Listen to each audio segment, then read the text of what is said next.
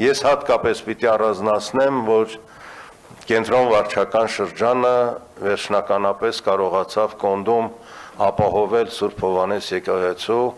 մասնավորների կողմից փորված, այդպես անխնամ թողնված տարիներ շարունակ բոլոր տարածքների մաքրությունը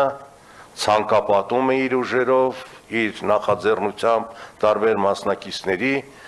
Շենգավիթ եւ Երևանի վարչական շրջաններում քրոնիկ վայրեր, ջրանցքներ, կամուրջներ եւ մնացած բոլոր վարչական շրջանում ես առանձնացրեցի, պարոն քաղաքապետ, ամենախոցելի տեղերը, որոնք ընդհանուր ենթակառուցվածքների տակ էին, մնացած բոլորը աշխատել են եւս շատ բարեխիղճ, պարտաճանաչ, 290 մեքենա աղբ, օրվա վերջի դրությամբ տեղափոխվել է քաղաքային աղբավայր,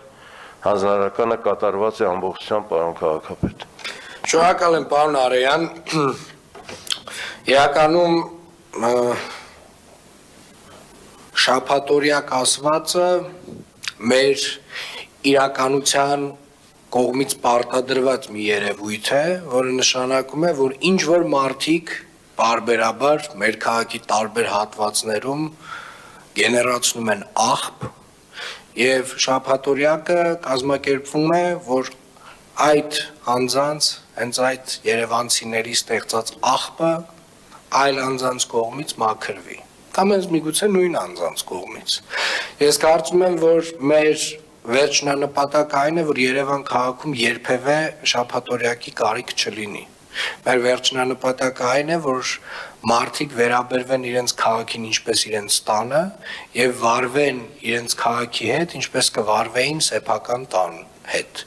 Եվ հետեւապես կարծում եմ ընդհանուր առմամբ շատ գովելի է կազմակերպված աշխատանքը, ծավալները,